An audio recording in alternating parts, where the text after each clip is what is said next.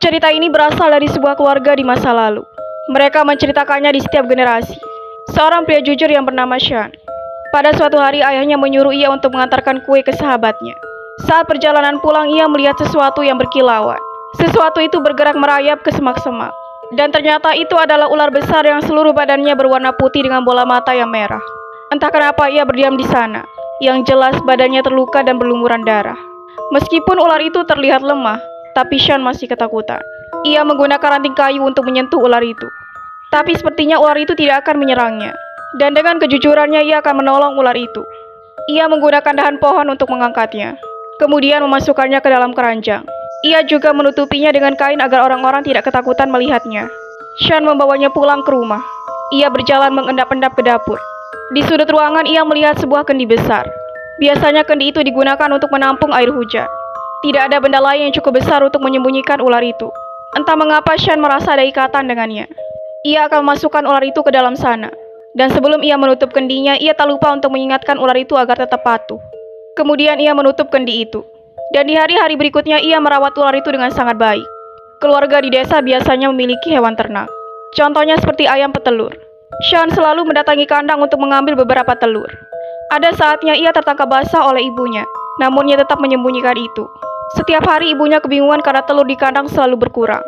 Tapi ia berusaha berpikir positif bahwa ayam-ayam itu memang menolak untuk bertelur. Sean merawat ular itu dengan sangat baik. Ia berharap luka ular itu akan sembuh di suatu hari nanti. Pada suatu hari Sean berlari ke dapur sambil menyembunyikan beberapa telur di bajunya. Tapi betapa terkejutnya ia ketika membuka tutup kendi itu. Ular peliharaannya telah menghilang, padahal ia sudah cukup keras merawatnya selama 2 bulan. Sekarang hanya tersisa cangkang telur di dalamnya. Sean menangis terseduh-seduh tapi ia tak ingin memberitahu orang tuanya. Beberapa tahun kemudian ular putih itu kembali muncul namun dengan bobot yang cukup besar. Ia tak pernah menampakkan diri sepenuhnya. Kadang ia hanya memperlihatkan ekornya saja. Bahkan ibu Sean melihatnya di langit-langit rumah. Ia merasa sedikit khawatir melihat itu. Saat makan malam ayah dan ibu Sean berdiskusi tentang ular itu. Mereka takut jika ular itu dibiarkan begitu saja. Suatu hari nanti akan terjadi hal buruk. Setelah makan malam, ayah Sean keluar untuk mendatangi dukun terkenal di desa mereka. Sesampainya di rumah dukun, ayah Sean menceritakan semua itu. Dukun itu mendengarkannya dengan tenang sembari menggosokkan sesuatu di jari tangannya. Setelah cerita itu berakhir, sang dukun mengatakan bahwa itu bukanlah bencana melainkan berkah yang besar. Ayah Sean yang mendengarkan itu merasa senang. Ia meminta petunjuk hal apa yang harus dilakukan selanjutnya. Dukun itu menyuruh ayah Sean untuk pulang. Kemudian membuatkan altar kecil untuk ular itu. Setelah malam itu, ayah Sean selalu melakukan pekerjaannya dengan baik. Hasil panen selalu melimpah.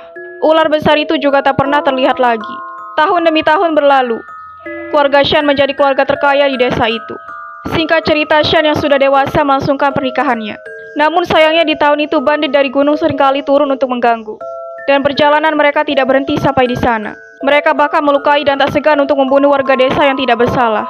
Dan tentunya bandit itu tertuju pada rumah besar milik keluarga Sean. Mereka menunggangi kuda untuk menerobos masuk ke dalam. Mereka juga menggunakan senjata api untuk mengancam. Dan meskipun Tuan Sean sangat marah, tapi ia tidak bisa berbuat apa-apa. Ia menyuruh bandit-bandit itu untuk mengambil apapun di dalam rumah, asalkan mereka tidak menyakiti keluarganya.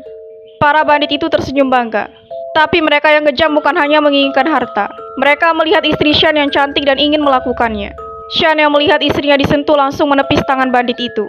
Namun akhirnya ia mendapatkan pukulan di kepalanya. Dan sekarang 2 orang diantaranya menyeret istri dan juga pelayan Sean ke dalam ruangan. Sean yang tersulut emosi mengutuk mereka semuanya. Dan lagi-lagi ia mendapatkan pukulan itu. Bahkan mereka menginjaknya dengan kaki. Sean yang sudah tak berdaya dengan semua lukanya. Sampai ketika mereka dikejutkan dengan suara jeritan dari dalam ruangan. Itu membuat mereka semua berhenti. Dan tiba-tiba saja bandit yang menyeret istrinya terlempar keluar dari jendela. Temannya yang lain mendekat melihat keadaannya yang mengerikan. Tulang-tulangnya seperti remuk. Dan itu membuat mereka semua terkejut dan juga panik. Karena para wanita tak mungkin melakukan itu. Mereka masuk perlahan sambil menodongkan senjata. Warga yang mendengar keributan itu dengan segera datang dan membantu Sean. Teriakan lain terdengar. Istri dan juga pelayan Sean keluar. Mereka menceritakan semua yang terjadi.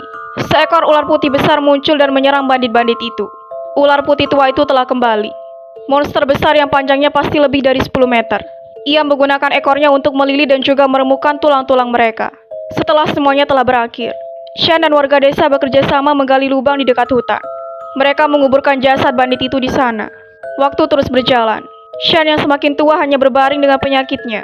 Saat itu tiba-tiba saja seorang pria tinggi datang. Ia mempunyai rambut putih dengan kulit yang pucat. Ia mengatakan bahwa dirinya adalah jelmaan ular itu. Ia ingin membalas perbuatan baik Shan yang telah merawatnya, dan berjanji untuk menjaga keluarga Shan dan juga keturunannya. Altar itu selalu dijaga, bahkan diwariskan pada keturunan selanjutnya. Dan sampai saat ini, keturunan Shan masih menyalakan dupa untuk mengucapkan syukur. Itulah cerita yang tersebar di masyarakat.